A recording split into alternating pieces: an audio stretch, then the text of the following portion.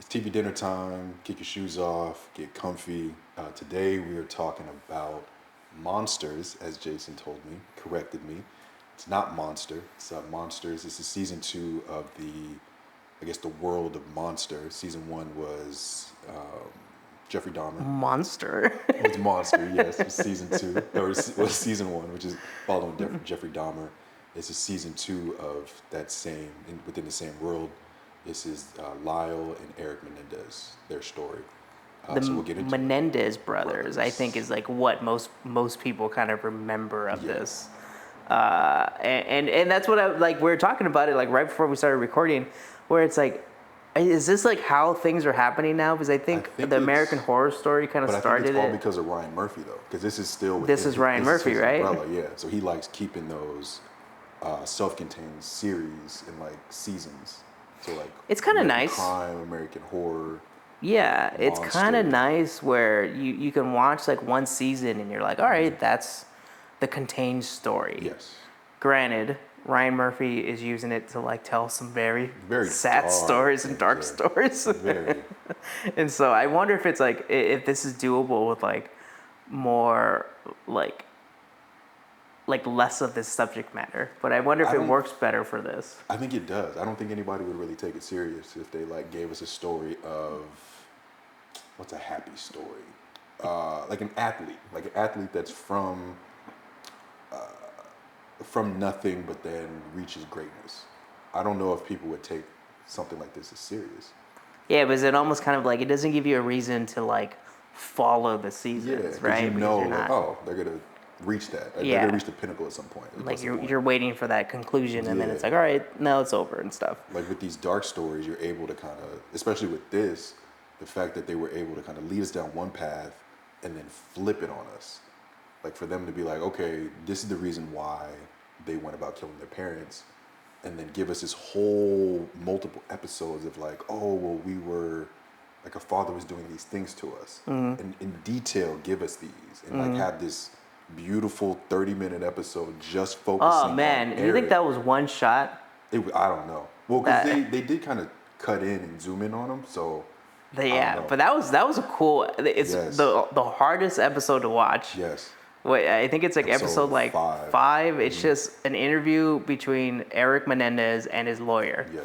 And the way it's framed too. Oh, it's perfect. It's amazing. Like you see over the shoulder of the lawyer, and progressively this gets closer to him. As it gets progressively worse and worse in the story and stuff. And it looks like a one shot. It only stays within that area, that space and time and everything, and he's giving his answer. But it's like when you're done, you're like, oh, I need to go hug someone. I need to go The funniest thing, I can't say the funniest. I guess the funniest thing is reality. Funniest thing was that next morning after watching it, I found out one of my coworkers was also watching the show, and we had talked about it the day before. So we had talked about it. I was like, hey, have you seen it? We were chatting, and she was like, oh yeah, I'm on episode 6. I was like, okay, cool. So we talked about it. We'll say it's Wednesday when we talked about it. So Wednesday night, I end up watching episode 5. And I'll go into work the next morning, and I was like, how could you not tell me about that episode? Heartbroken. I couldn't brace myself. Like, that was a lot to take in. And it was only 30 minutes compared to the hour-long episodes that they gave us. I would have called out sick and everything. Hey. I need to watch the happiest show or movie right now. Like, this is a lot. But that's another question I wanted to ask you, where it's like, with other people that are watching this, like your friend or yourself, like, how much of this story did you know before watching this? Like, this was before, like, it was sort of in the time that we were born, but I knew we were like 4. The only thing I knew was that there were 2 brothers that had killed their parents. That was it. I didn't know any of the like smaller details. So like watching this and watching it and being intrigued by like, okay, how can you go from maybe not a happy home, but living in a home with your parents? Like everybody has issues with their parents as they're growing up. So to go from, at least in the first 3 episodes, they've given us that scope of, the father was abusive. These guys were just like these nice kids that, they got into some trouble. They were robbing homes in these affluent neighborhoods, but they were trying to clean themselves up. I don't know. They're from just that. douchebags. They're Well, bored. that's what you find out. and It's everything, like yeah. the first few episodes, you're like, okay, why did this happen to these kids? Like you see what you think is genuine tears from Eric when he's speaking to the therapist that first time, and like, oh man, we did it, and he's just kind of putting it all out there, and then Lyle coming in. You think Lyle is like the craziest one out of the two, and then you come to find out he's not the craziest. He's crazy for sure. Yeah, they're but both. Eric, the quieter one, is the one that's actually the crazier one. Yeah, and the one that kind of like created more of the story for himself. That like, oh, he's the one not to mess with. be feared and Yeah. everything. But then he's the one that comes out as like the one that like mastermind. I don't know. They both, and then it's like, yeah, I wouldn't say even, but I think one of them had a little bit more input into what was going to happen. I think what's nice about the Lyle and Menendez kind of story that we went through with this show, with this season, is that it shows. Because I was gonna ask you like how did you find it like almost like too much for them to like revisit the killings of their mother and their father, because like they show it like 3 or 4 times. But they show it in like different POVs. Yeah, and I think that's what that was the whole point, and also to make confusion in the person that's viewing it, because it was also confusing to the people interviewing these guys. Yeah. Because it was like, what? Like, what's going on? And then you hear like the evidence, and then you're like, because like you see it in different perspectives, and you see it in different tones, basically, because like there's one that like they're like super angry, they're like walking in with like with the jumpsuits on and everything, and then you're almost confused, like what's the real story? And then it's the last two episodes where they're kind of digging into the real story. And you find out they're pieces of shit. The thing that I think put the icing on the cake, and I think if they wouldn't have given us that shot, I don't know if I would have had the same feeling for the show. But that last shot when they close it out, like, so the verdict's read, they're going to prison for the rest of their lives. They're shipped off to different prisons, and then they cut to the boat. Yeah. That was like the main, like, yeah. You went on the boat, you were fearing for your life because you thought your parents were going to do this, and they have this conversation between the parents. Oh, hey, let's go shark fishing. They're laughing, having a great time. Kids are on the opposite side of the boat, and there's this shot of just Eric I forget what he said at this point. He's asking his brother Lyle if he's chickening out. Yeah. Right. And he was like, "Let's do it." Yeah, it's almost like Eric was like, "We're doing this tomorrow and stuff. Like, don't." Or it almost seemed like, if you're not doing this, I'm doing this and like stuff. It's gonna happen regardless. Yeah, and yeah, it almost confirms that the intent. Well, that's also portrayed by the director the storyteller too. It's like what your belief is as to what happened with this case, because it's like they're still sitting in prison, and that's what it ends. Like, they're still sitting in prison. They were giving life without parole and stuff. So these two dudes are sitting there thinking about what they did and stuff. And it's like, and that was the whole thing. The story is not the question of whether or not they did it or didn't do it. It's like they did it, but why did they do it and stuff? And so it's very interesting to kind of watch that progress, because it's like, at first you're kind of like, you feel for them. At least, like, to be honest, when I first watched maybe the first half of the show, I felt for them. Yeah. It was like to see the pain in their eyes, to see the tears, to hear how gruesome things were for them growing up. You're like, man, like, you get a feeling of like, okay, I see why they did what they did. It's horrible what they did, but it's like, okay, the only way for you to get out of that situation was for you to do this. And I guess that was probably how they were trying to portray that to the jury. And they almost got off. It's a crazy thing. Yeah. They had one person that was basically saying yes or no. And then, that second trial is what just did him in, because of that whole book situation that came out, and them just wilding out. Like, how do you go about killing your parents and then spending money outrageously? Yeah, what they say, like, in the first month or so, they spend like $700,000. Yeah. And funny enough, they're in the background of Mark Jackson, the basketball player and the coach. Yeah. In the background of his rookie card. There's like Phil Jackson. Is it Phil Jackson? No, no, Mark Jackson. Oh, Black Mark Jackson. Yeah. From the Knicks. Yeah. Oh shit. So Yeah, I you look didn't notice if that. you look at his rookie card, Yeah. it's a shot of him about to take a shot, Yeah. and in the background it's It's to them. Kyle and Lyle Menendez. Yeah, it was after they Yo. killed their parents too.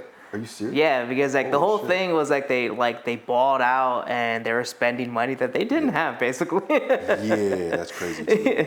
and so if you look at one, you should look it up later and stuff. Yeah. We'll look it up after this, but it's crazy to think that like my whole thing is that like yeah, a lot of this stuff doesn't show like if you did it for the reasons that like yes, your parents were like abusive in all manners, sexual, physical, emotional, and stuff.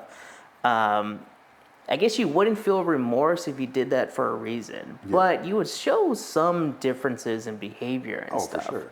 And they didn't have that. They didn't have any of that, where it's like they immediately were kind of like thinking, what's the outcome for me and everything? What's the positive change in my life and stuff? And so between the differences between myself and Patty watching it, Patty was very on the side of like, I think there's a reason why they did this. And for me, as the series went on, I felt less and less good for them. Like I had no like feeling for them afterward, like towards the end of it. The first half I did though. That's what I was saying. Like the first half, it felt like because of how they were able to portray it, I felt some way. I was like, man, I really feel bad for these guys. But in the back of my mind, I still was like, but is this real? Because of just the things that went down the first few episodes, I was wary. But then they were just so enthusiastic about what had happened to them. You're like, man, did this really happen? That's so bad. But did it really happen? And then for them to announce or reveal like, oh no, this is just some bullshit they made up. You're like, oh, F these guys. Fuck that. And granted, whether or not there was some truth to it, I think there is some truth to most of what they said. It's just like how, like they were grandiose about it. Yeah, I think they knew that there was like this portrayal that they needed to kind of put up, and so and you saw it where like people loved them. They were like these shining lights in the media and stuff, that they're up for this like murder case, but were they justified in their murder? I think the whole thing with this whole story too, or the way that they did it in this Monsters season, is that Javier Bardem. Javier killed this show. He he definitely like is like, oh my god, like I would be scared. Like I think the two dudes that played the brothers, like Patty was like already, she was like, I think we're gonna be seeing these people like everywhere now. Well, I already told you about the show that the guy that played Lyle was in. I was like, I want to watch that show now. Yeah, so I think these dudes are gonna be showing up multiple places. I want to ask you, because since this is sort of in the same universe as the Jeffrey Dahmer, the Jeffrey Dahmer series, it was cool to see the OJ tie-in. Yeah, that was cool. That was cool. That was like, you kind of forget that, like, oh shit, that happened at the same time. Or like they're all in LA. They're in prison because of like waiting around and doing their second trial, and then OJ just so happens to. I wonder if that interaction between OJ and Eric happened. Yeah, I was wondering that too. But I cut you off. You were saying no, but in the same world of Jeffrey Dahmer. But yeah, so like this was in the same world as Jeffrey Dahmer, made by the same people and everything as that Dahmer story. In that Dahmer story, or the show itself, I feel like the most outstanding like acting and character portrayal was his neighbor, the woman that kept complaining. The actress was Niecy Nash. But Niecy Nash, the one that kept complaining about like, hey, there's this smell, like there's all this noise and everything. I feel like that character was like the best character for like throughout the whole season. In this one, who do you think is that like standout character? Oh, that's a good question. The lawyer did really well. I would say the therapist in the beginning. It has to be Javi. It has to be Javier Bardem. I think that, because like he had to play two or three different characters, but still the same character. The same he was person. Still the father, but was playing like, okay, an abusive father, a father that was not a pushover, but a pushover. because his kids were absolutely caring, insane. but like, Yeah. well, like, oh, like let's just buy you whatever and stuff, and So like, yeah, he was playing the same character, but in different views, or points of views. I agree with think that. He was that one. My standout character is the journalist and the guy from Birdcage. I forget his name. Oh, Nathan Lane. Nathan Lane, and the way he like portrayed, like when he's talking around like those dinner parties. Yeah. I totally thought it was like The Purge. Like, you know how they like talk around like, oh, we're gonna bring in the people that we need to kill. We're gonna go to this neighborhood and we're just gonna go crazy. But because he's like, and that's a true story too. That his daughter was killed on her lawn and everything, and she was in Portuguese and stuff, and so he did have some skin in the game. Yeah. I don't know how much of the real story kind of pans out into this, but I think Nathan Lane's portrayal of that kind of like emotional dad that also kind of like saw the opposite end of justice. Yeah. As you kind of see with that dude kind of walking off with like a kind of an easy kind of way out and stuff, and the same lawyer doing the same thing, and so he kind of wanted to see a different form of justice. I think no matter what, like I think both of us will find them guilty. Like I was like I asked I asked the last time that we did like sort of like this trial thing with presumed innocent, like what would you have judged as a jury? I think this is easy. This one's way easier to say that they're guilty. Yeah. But it's interesting to have a jury that says that they're guilty, but then also then have to deliberate whether or not they're going to place them in prison for life or death. So, I guess that's my question is, what is the benefit to put them to death versus having them rot in prison? I guess you get a quicker punitive end result and everything. But, like, thinking about the death penalty, though, it feels like that's an easy way out for someone that did something so gruesome. It feels like, okay, you did something that, like, the person that you killed, they're never coming back. Like, all their loved ones are gone, all that. You should suffer for that. Mm-hmm. With the death penalty, you're going to suffer for a minute. You're going to get, like, if it's the gas chamber or whatever, they're going to pump you with some stuff, and then that's it. You don't have to worry about it ever again. You go to prison, you're having to think about what you did over and over and over. That seems gruesome. And especially with these two kids, like where Eric seemed to be the most distraught by the change in his environment of being in prison.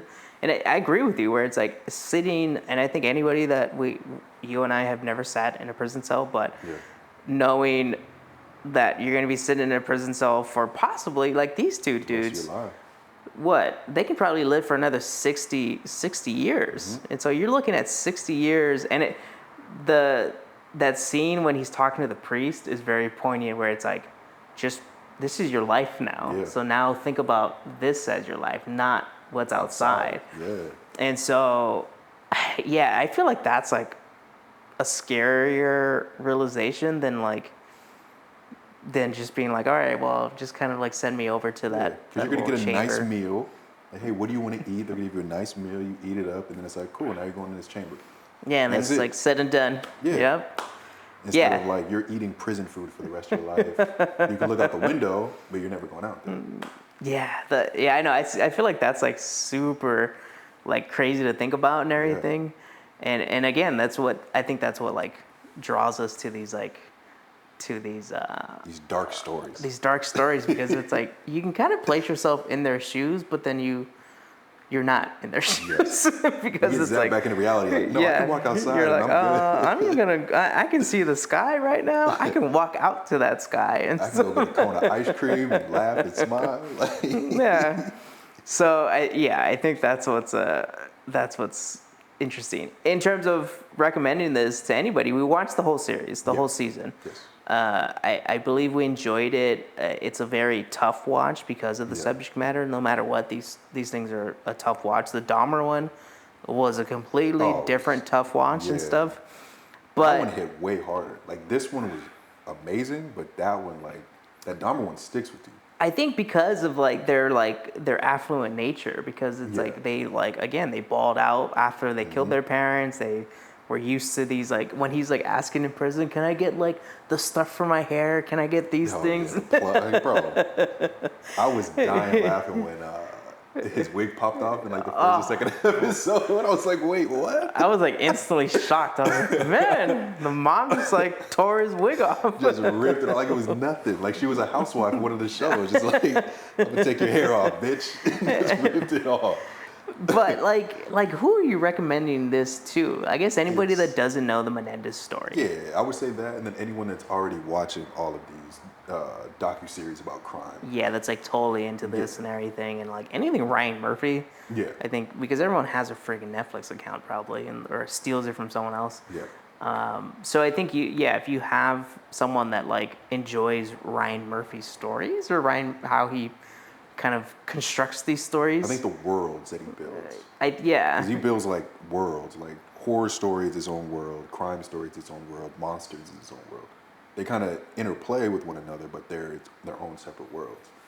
Yeah, it's interesting so I think anybody that's my mother who's into crime, she watches ID channel 24/7 and stuff, I think will watch this just for the fact of the crime story, not everything else and stuff, because that's kind of, there's some episodes, that 30-minute episode that number 5 is oh my god. But what gets you though is when the reveal happens, none of that happened. So you watch this 30-minute episode, it's beautifully shot. He's telling this gruesome story of what occurred throughout his adolescence, and then just find out 2 episodes later that it was all bullshit. Yeah. And you're like, what? You gave me this episode, and you come to find out this is all bullshit? And they may have read it in a book and just kind of retold that story. Oh, my goodness, man. But yeah, so let us know in the comments below if you've seen Monsters, the Kyle and Lyle, or Lyle and Eric Menendez story. On Netflix, if you've seen it, if you liked it, disliked it, or what you thought about it. I think cinematography-wise, a very nice show. Beautiful show, yeah. But it was very opposite of Presumed Innocent. Yeah, that's true. It had his own style that was very clean and nice looking, versus the Apple prototype that we saw in Presumed Innocent. Yeah. So yeah, if you've seen it, if you liked it, disliked it, let us know. If you've seen Presumed Innocent and seen this show, what do you think about the differences? Did you know anything about the story of the Menendez brothers before watching this? I know a lot of people are probably learning about these Menendez people while watching this probably. But yeah, so please like and subscribe to Saturday Night Popcorn for more TV dinners like these.